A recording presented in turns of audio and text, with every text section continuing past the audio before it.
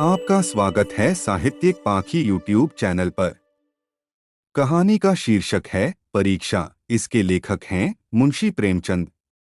नादिर शाह की सेना ने दिल्ली में कत्लेआम कर रखा है। गलियों में खून की नदियां बह रही हैं। चारों तरफ हाहाकार मचा हुआ है। बाजार बंद हैं। दिल्ली के लोग घरों के द्वार बंद किए जान की खैर मना रहे हैं। किसी की जान सलामत नहीं है। कहीं घरों में आग लगी हुई है, कहीं बाजार लुट रहा है, कोई किसी की फरियाद नहीं सुनता। रईसों की बेगमें महलों से निकाली जा रही हैं और उनकी बेहुरमती की जाती है। ईरानी सिपाहियों की रक्त पिपासा किसी तरह नहीं बुझती। मानव हृदय की क्रूरता, कठोरता और पैशाचिकता अपना विकरालतम रूप धारण किए हुए हैं। इसी समय नादिर शाह ने बादशाही महल में प्रवेश किया। दिल्ली उन दिनों भोगविलास की केंद्र बनी हुई थी। सजावट और तकल्लुफ के सामानों से रईसों के भवन भरे रहते थे। स्त्रियों को बनाव सिंगार के सिवा कोई काम न था। पुरुषों को सुख भोग के सिवा और कोई चिंता न थी। राजनीति का स्थान शेरो शायरी ने ले लिया था। समस्त प्रांतों से धन खिंच खिंच कर दिल्ली आता था और पानी की भांति बहाया जाता था। वेश्याओं की चांदी थी। कहीं तीतरों के जोड़ होते थे, कहीं बटेरों और बुलबुलों की पालियां ठनती थीं। सारा नगर विलास निद्रा में मग्न था। नादिर शाह शाही महल में पहुंचा तो वहां का सामान देखकर उसकी आंखें खुल गईं। उसका जन्म दरिद्र घर में हुआ था। उसका समस्त जीवन रणभूमि में ही कटा था। भोगविलास का उसे चस्का न लगा था। कहाँ रणक्षेत्र के कष्ट और कहाँ यह सुख साम्राज्य जिधर आंख उठती थी उधर से हटने का नाम न लेती थी। संध्या हो गई थी। नादिर शाह अपने सरदारों के साथ महल की सैर करता और अपनी पसंद की चीजों को बटोरता हुआ दीवाने खास में आकर कारचोबी मसंद पर बैठ गया। सरदारों को वहां से चले जाने का हुक्म दे दिया। अपने सब हथियार खोलकर रख दिए और महल में दरोगा को बुलाकर हुक्म दिया, मैं शाही बेगमों का नाच देखना चाहता हूं। तुम इसी वक्त उनको सुंदर वस्त्रभूषणों से सजाकर मेरे सामने लाओ। खबरदार, जरा भी देर न हो।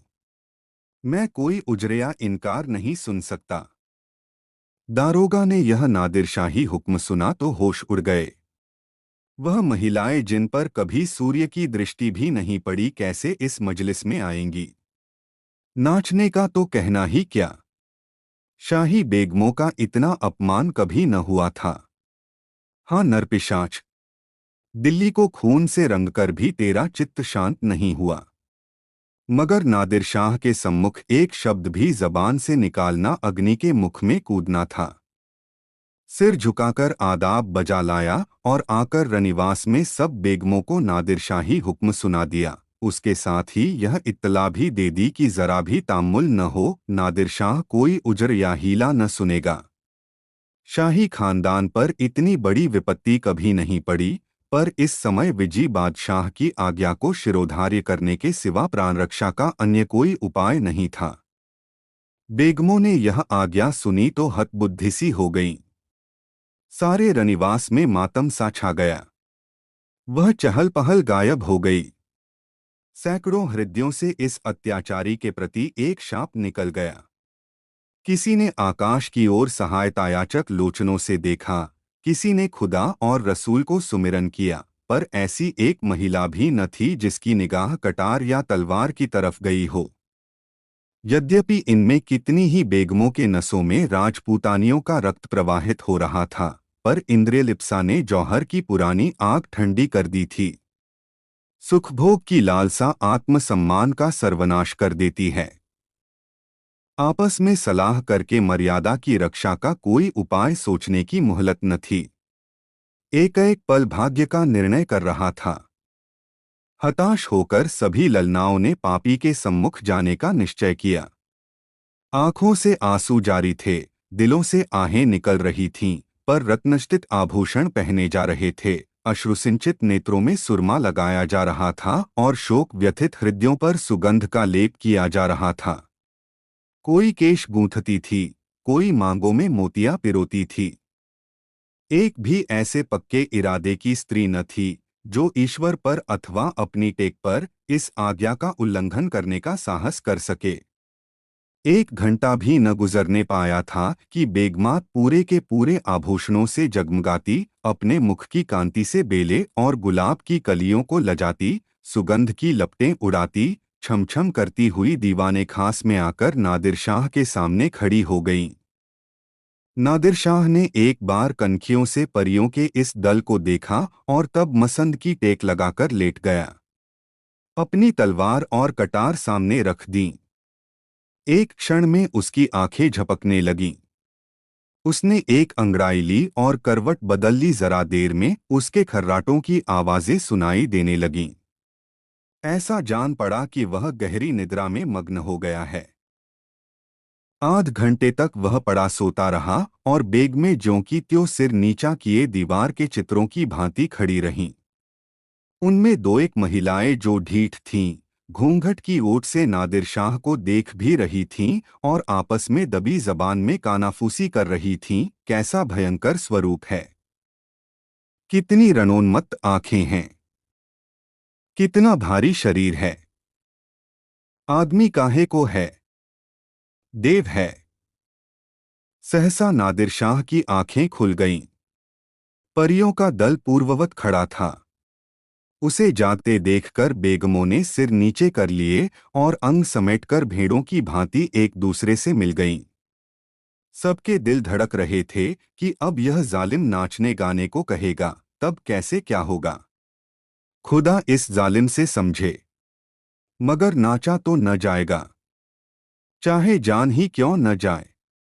इससे ज्यादा जिल्लत अब न सही जाएगी। सहसा नादिर शाह कठोर शब्दों में बोला, ऐ खुदा की बंदियों, मैंने तुम्हारा इम्तहान लेने के लिए बुलाया था और अफसोस के साथ कहना पड़ता है कि तुम्हारी निस्बत मेरा जो गुमान था वह हर्फ अब हर्फ सच निकला।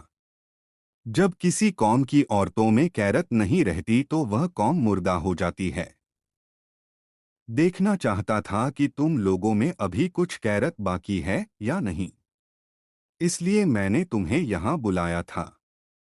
मैं तुम्हारी बेहुरमती नहीं करना चाहता था। मैं इतना ऐश का बंदा नहीं हूं, वरना आज भेड़ों के गल्ले चराता होता। न इतना हवसपस्त हूं, वरना आज फारस में सरोद और सितार की ताने सुनता होता, जिसका मजा मैं हिंदुस्तानी गाने से कहीं ज्यादा उठा सकता हूं। मुझे सिर्फ तुम्हारा इम्तहान लेना था। मुझे यह देखकर सच्चा मलाल हो रहा है कि तुम में कैरत का जौहर बाकी न रहा। क्या यह मुमकिन न था कि तुम मेरे हुक्म को पैरों तले कुचल देती। जब तुम यहाँ आ गईं तो मैंने तुम्हें एक और मौका दिया। मैंने नींद का बहाना किया। क्या यह मुमकिन न था कि तुम में से कोई खुदा की बंदी इस कटार को उठाकर मेरे जिगर में चुभा देती। मैं कलाम पाक की कसम खाकर कहता हूँ कि तुम में से किसी को कटार पर हाथ रखते देखकर मुझे बेहद खुशी होती। मैं उन नाजुक हाथों के सामने गर्दन झुका देता। पर अफसोस है कि आज तैमूरी खानदान की एक बेटी भी यहाँ ऐसी नहीं निकली जो अपनी हुर्मत बिगाड़ने पर हाथ उठाती। अब यह सल्तनत जिंदा नहीं रह सकती। इसकी हस्ती के दिन गिने हुए हैं। इसका निशान बहुत जल्द दुनिया से मिट जाएगा। तुम लोग जाओ और हो सके तो अब भी सल्तनत को बचाओ, वरना इसी तरह हवस की गुलामी करते हुए दुनिया से रुखसत हो जाओगी।